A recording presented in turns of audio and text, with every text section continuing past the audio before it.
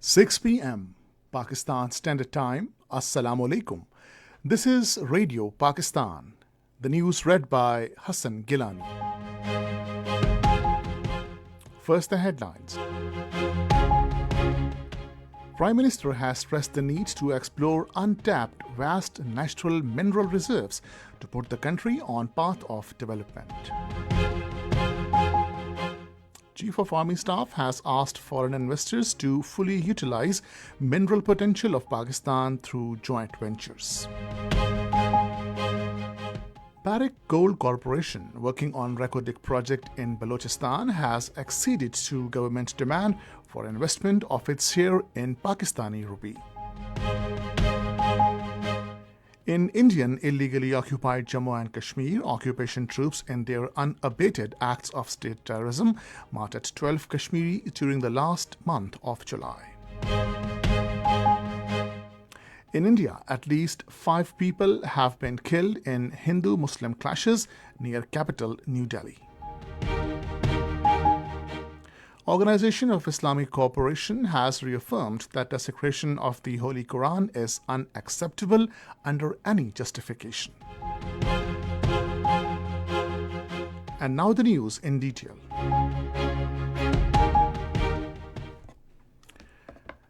Prime Minister Mohammad Shehbaz Sharif has stressed the need to explore untapped vast natural mineral reserves and uplift of agriculture sector to put the country on path of development. Addressing the inaugural session of Pakistan Minerals Summit in Islamabad today, he said, due to certain cartels, the natural resources were not explored in the past. The Prime Minister regretted that the country's journey of 75 years is dotted with bitter factors as they could not fully exploit the precious natural deposits estimated at worth $6 trillion. Shehbaz Sharif said the Thar coal mines reserves are now being utilized for the development of Pakistan. The Prime Minister praised the leadership of Saudi Arabia for the financial support worth $2 billion, which also helped in reaching agreement with International Monetary Fund. Without naming India, the Prime Minister said that Pakistan is ready to talk to its neighbors if there were serious matters on the table, as wars are no solution to issues. The Prime Minister said the Special Investment Facilitation Council has been set up for the first time, consisting of all stakeholders that would collaborate and facilitate execution of development projects. Chief of Army Staff General Syed Asim Munir has invited foreign investors to play their role in exploring the hidden reserves of Pakistan and to fully utilize this potential. Speaking at Pakistan Minerals Summit in Islamabad today, he said, there are vast mining opportunities in our country which will be realized through joint efforts. He said, we will ensure such a friendly environment that the system will ensure easy terms and avoid unnecessary delays. The Army Chief said Pakistan's first mineral summit lays down new rules of ease of doing business for domestic and foreign investors, as mineral projects are key to success. Pakistan and Barrick Gold Corporation have agreed to pay the share of the government of Pakistan in Pakistani rupees for the investment in Reko project. This was agreed during a meeting between Prime Minister Mohammad Shehbaz Sharif and a delegation of Barrick Gold Corporation, which called on him in Islamabad today. The Barrick Gold Corporation's delegation was led by its Chief Executive Officer, Mark Bristow. He briefed the Prime Minister about the progress on the ongoing development work at Reko. Speaking on the occasion, the Prime Minister said participation of international companies, including Barrick Gold, in the Pakistan Mineral Summit is a testimony to the restoration of confidence of international investors in Pakistan. He said the success of the Mineral Summit and the restoration of the confidence of international companies like Barrick Gold in Pakistan became possible by the launch of Special Investment Facilitation Council. He said the Reko project will be a game changer for the development of Balochistan and the region and will usher in a new era of development of the province and prosperity of its people. The National Assembly today passed the Official Secrets Amendment Bill 2023. According to the Statement of Objects and Reasons of the bill, it is imperative to amend the Official Secrets Act 1923 and make it more effective in view of the changing social milieu to ensure safety and security of official documents. Toshakhana Management and Regulation Bill 2023, passed by the House today, envisaged that the existing and future gifts to be received in Toshakhana shall be disposed of through an open auction. The House has now been adjourned to meet again tomorrow at 11 a.m. The National Assembly today passed a resolution urging the government to take immediate steps to ensure payment of minimum wage to the employees in public and private institutions. The resolution was moved by Alia Kamran. The House also passed a resolution recommending the government to rename Gwadar International Airport as Feroz Khan Noon, saying it will be a tribute to the former Prime Minister. The resolution was moved by Rana Qasim Noon. Minister for Information Technology and Telecommunication Aminul Haq has said the vision of the government is Digital Pakistan. Addressing an MOU signing ceremony for establishment of the Health Incubator and Science and Technology Park at the Karachi University, he said a total of 8 national incubation centers have been established in the country. The IT minister said that the government has invested 77 billion rupees in the connectivity to facilitate the people and promote e-business in the country. He said that Google provided 15,000 scholarships to our students last year, and this year they were providing 45,000 scholarships. This is Radio Pakistan.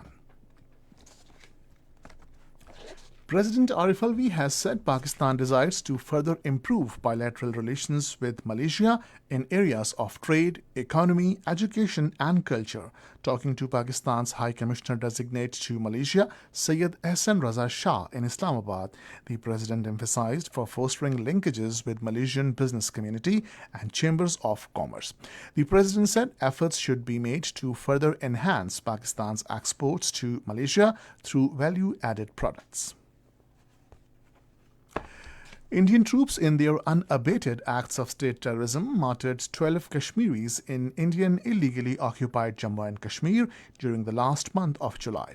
According to the data issued by Research Section of Kashmir Media Service today, during the month of July, 193 civilians, mostly Hurriyat leaders, youth activists and students were arrested, and many of them were booked under Black Laws, Public Safety Act and Unlawful Activities Prevention Act.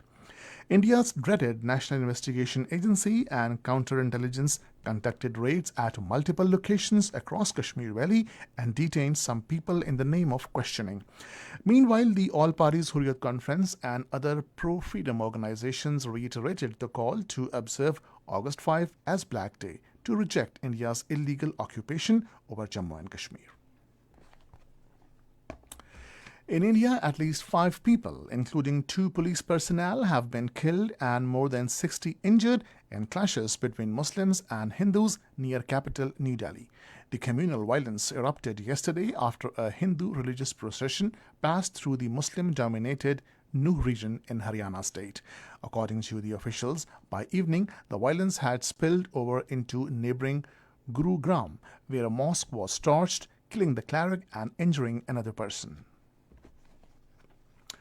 China has asked the United States to stop all forms of military collusion with Taiwan. A spokesperson for China's Defense Ministry, Tan Kifai, said in a statement in Beijing that it has complained to the United States about a weapons aid package to Taiwan. The spokesperson urged Washington to refrain from going further down a wrong and dangerous path. The statement said Taiwan issue concerns China's core interests and is a red line that cannot be crossed in China-US relations. The Organization of Islamic Cooperation has reaffirmed that desecration of the Holy Quran is unacceptable under any justifications, and there should be practical steps to put an end to repetition of incidents of the burning of the Holy Book. The affirmation was expressed in a declaration issued after the extraordinary session of the Council of Foreign Ministers of OIC, held virtually to discuss the repeated desecration of Holy Quran in Sweden and Denmark. The military regimes of Burkina Faso and Mali have said Any forcible attempt to restore President Mohamed Bazoum in neighboring Niger will be seen as a declaration of war on them.